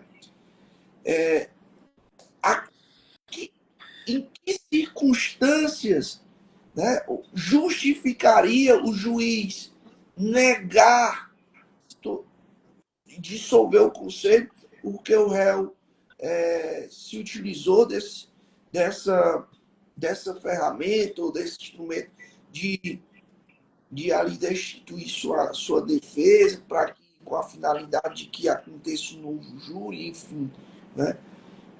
É possível que o juiz negue situações como essa quando veja que isso pode ser encarado como estratégia protelatória e tal, ou o juiz ele não pode, de forma alguma, que permitir que isso aconteça. Qual é a sua visão sobre esse caso específico? E aí eu vou um pouco além, já para abranger aqui a pergunta. O sujeito destitui o seu advogado, o juiz dissolve o conselho de sentença, marca um novo júri e no próximo júri aparece o advogado que foi destituído. E aí, uma situação como essa, né? Juiz verificando que aquilo foi uma estratégia, ele pode permitir que o advogado faça a defesa daquele réu que o destituiu anteriormente. É esse o questionamento. Eu entendo, nesse caso, eu não conheço o processo em si, né? Nem os colegas, na verdade, ali eu conheço. Então, assim, eu não acredito, ou prefiro não acreditar, que isso foi uma estratégia dos advogados. Eu prefiro acreditar que isso. Eu vi uma matéria dizendo, inclusive, que já no início do plenário parece que esse réu tentou agredir os advogados e os advogados teriam pedido para que ele usasse algema. Eu vi uma matéria falando isso. Então, eu acredito que isso pode ser uma atitude unilateral do acusado e que os advogados não tenham ingerência sobre isso. Mas, quanto à estratégia, se isso foi uma estratégia, eu acho uma estratégia extremamente arriscada. Porque a gente está falando de um caso midiático. Por mais que esse conselho de sentença seja dissolvido, aqueles propensos jurados que virão a ser sorteados para um próximo conselho, eles tomam conhecimento desse fato pela própria mídia. E ainda mais, eu imagino que eu aqui na minha cidade tomei conhecimento, eu imagino lá, no local dos fatos, como que a notícia não roda. Então, você não vai conseguir um conselho de sentença novo isento daquilo que aquele anterior já tinha. Eu acho que até pelo contrário, talvez. Você vai conseguir um conselho de sentença já com um preconceito pior do que o anterior. Agora, quanto a juíza negar a dissolução, bom, negar ela pode. Ela pode entender que aquilo ali é uma chicana, tudo um teatro para justamente tentar protelar aqueles plenários, e aí ela pode nomear um defensor dativo ali. Agora, Túlio, você acha que isso é o correto? Eu não acho. Por quê? A defesa, né, a nomeação da defesa compete ao acusado. A ele não pode ser imposta uma defesa que ele não concorde que seja. Ah, vai ser o doutor Túlio quem vai te defender. Ah, mas eu não quero. A relação advogado-cliente é uma relação que é baseada pela confiança. Se isso não existe, então como que vai poder impor que a defesa seja feita por outro? Então, por mais que o plenário seguisse, eu acredito que possivelmente geraria uma nulidade e que isso poderia ou não ser revertido, que também vai depender da postura desse defensor dativo, né? Vai depender de como que ele seria. Por quê? A gente pensa um processo complexo desse, sujeito ser nomeado na hora do plenário, será que ele ia ter condição de exercer a defesa? Eu acho que não.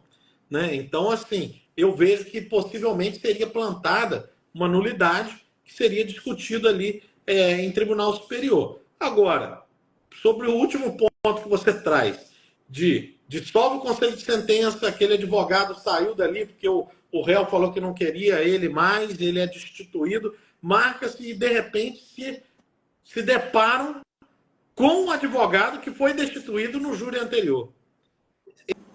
Existe aquele ditado de que a mulher de César não basta ser honesta.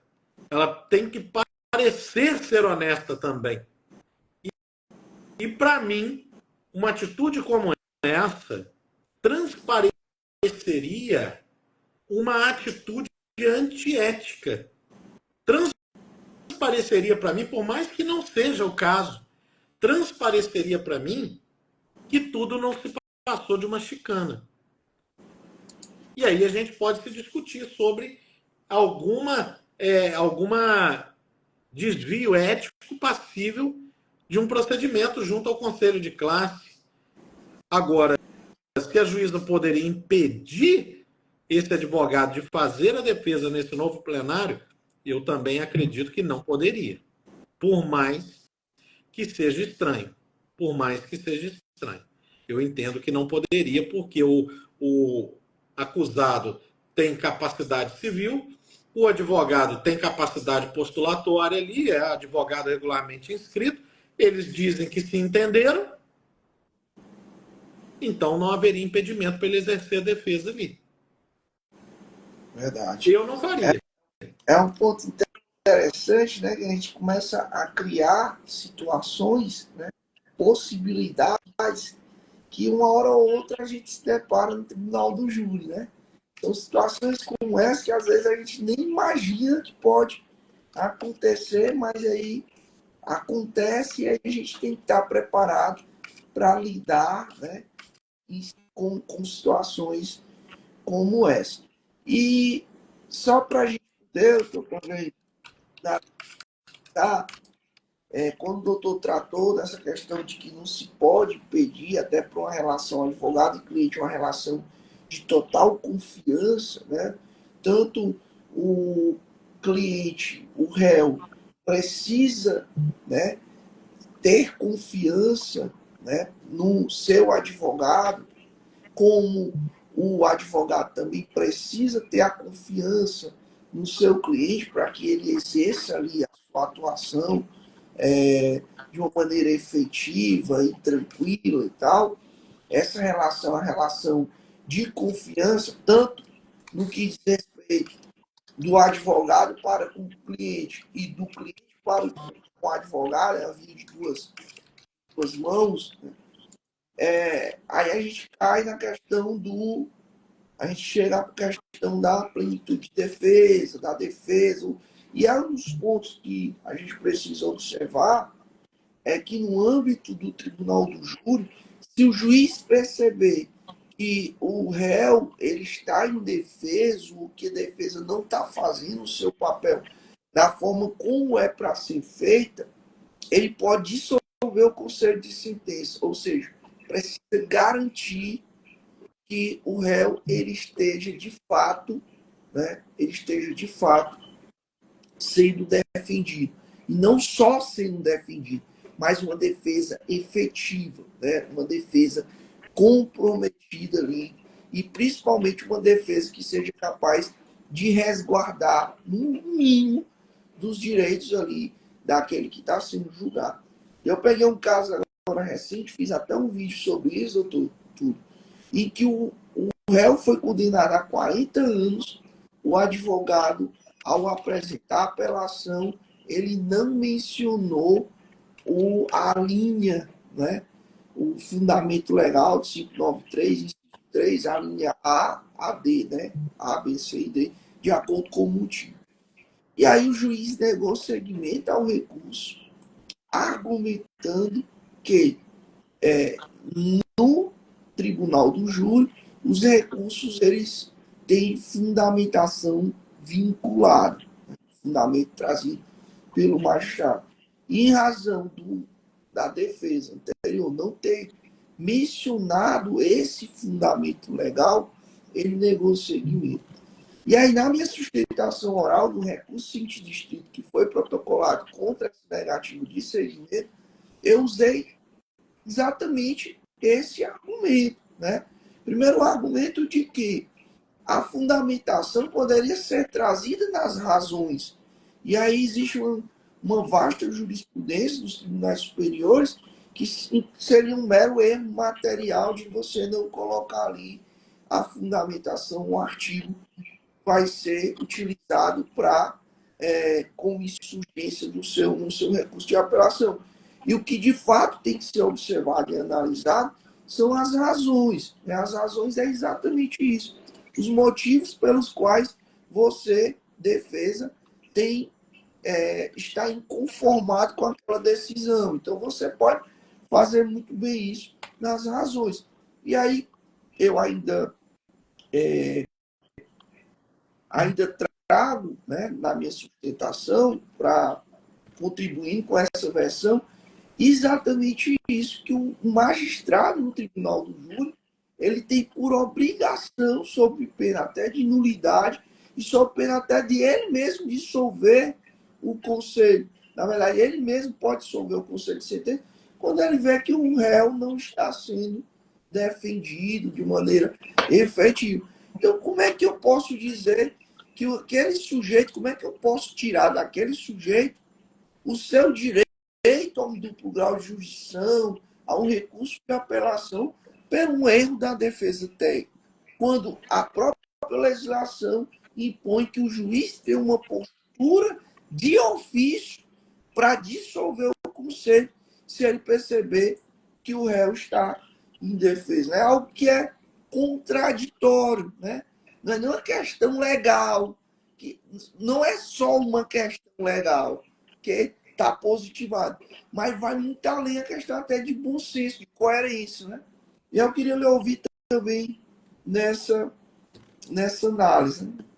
Difícil hoje, né, José, é a gente contar com o bom senso e a coerência dos julgadores, porque quando é aquilo que eu falei, quando é para a defesa, tudo é mais difícil.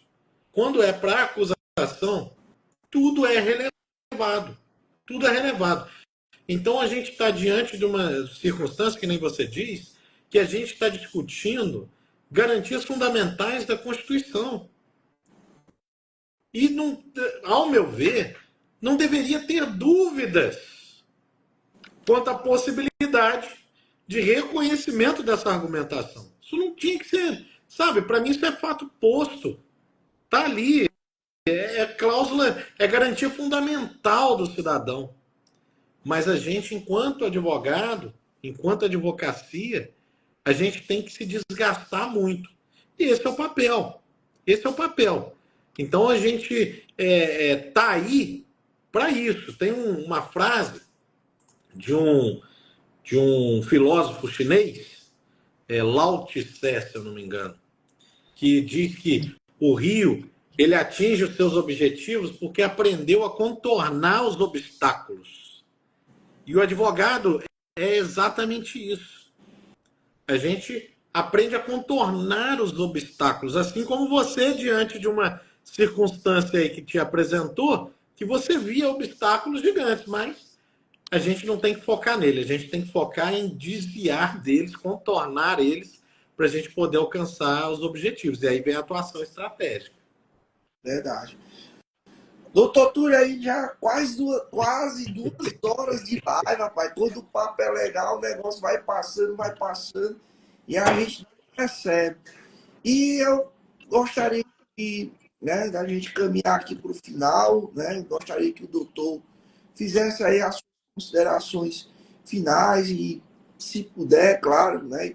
E até mesmo com essas considerações finais, um discurso, a advocacia, de esperança, né?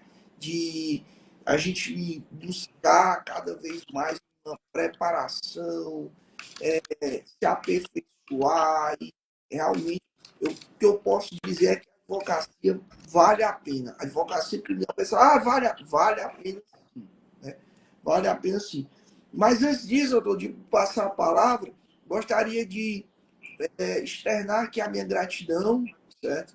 Do doutor ter aceitado o convite. Nós já tivemos a oportunidade de conversar pessoalmente aí no Rio de Janeiro, em um curso, né, do professor Denis Sampaio, uma imersão, um grande profissional, defensor público, que muita bagagem, muito conhecimento, principalmente experiência. Nós estivemos lá conversando e tal, e é sempre bom, gosto sempre de participar dessas imersões, inclusive esse mês, dia 26, eu estou promovendo uma imersão aqui na minha cidade, em Sobral, né, no Ceará, tratando sobre o Tribunal do Júri. É interessante que o tema da imersão, Tribunal do Júri de Defense Games, né, que é o jogo defensivo. Né?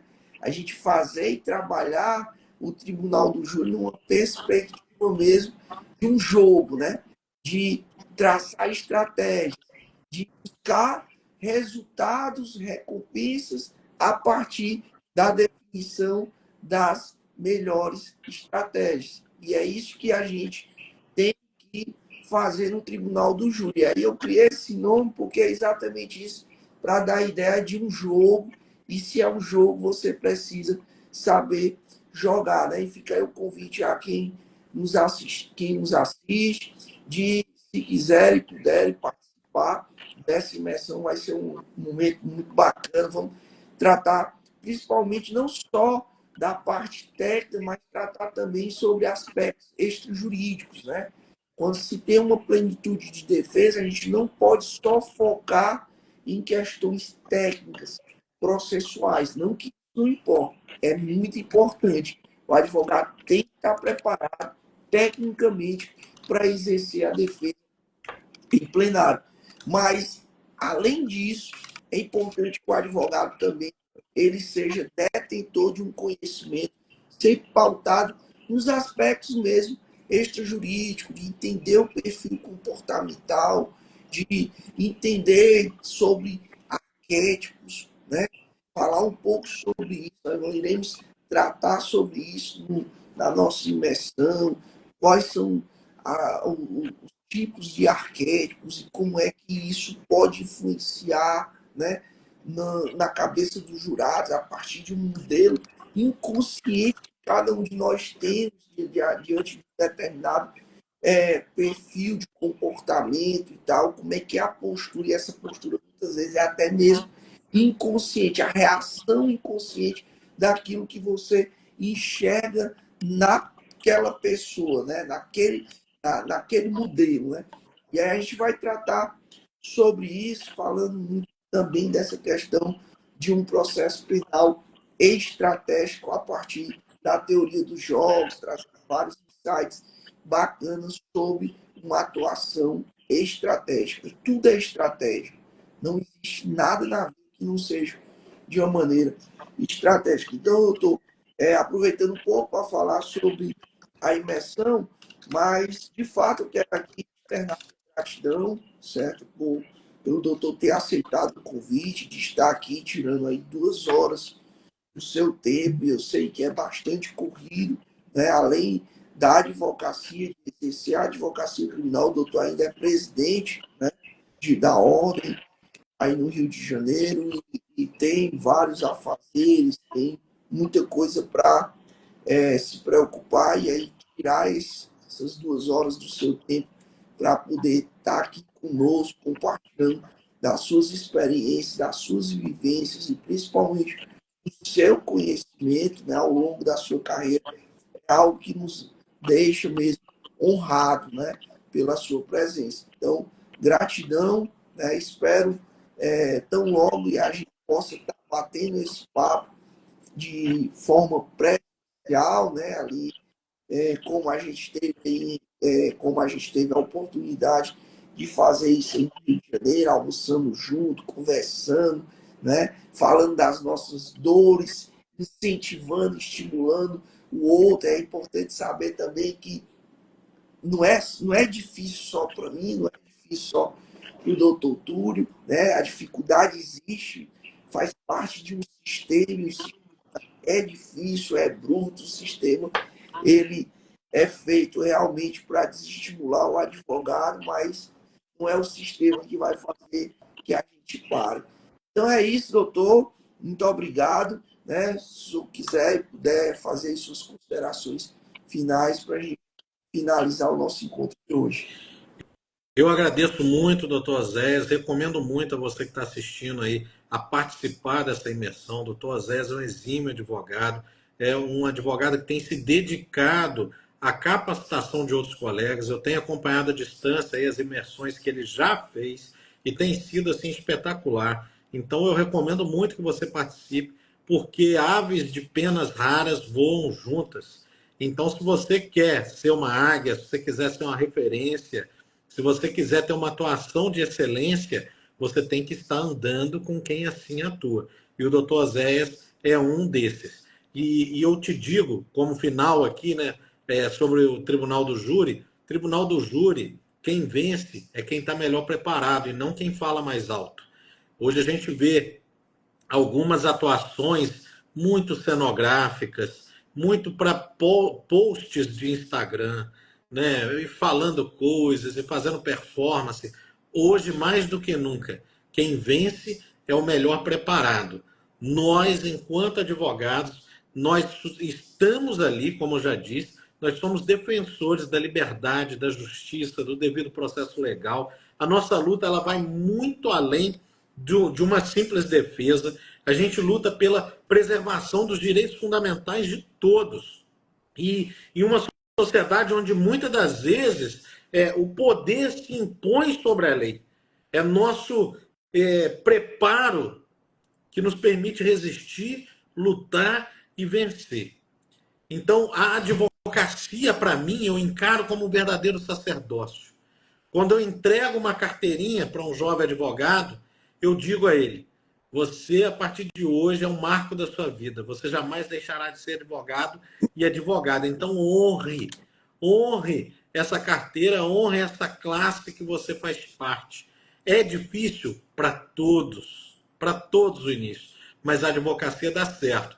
Eu nunca paguei um boleto de concurso público, porque eu faço aquilo que eu descobri no quarto período da faculdade que eu queria fazer, que é advogar, e eu sou apaixonado por isso. Então, verdadeiramente se apaixonem pelo que vocês fazem. E a partir do momento que vocês se apaixonarem, você vai ver que as coisas, apesar de difíceis, serão ali transponíveis. Assim como eu disse aqui agora há pouco a frase, né?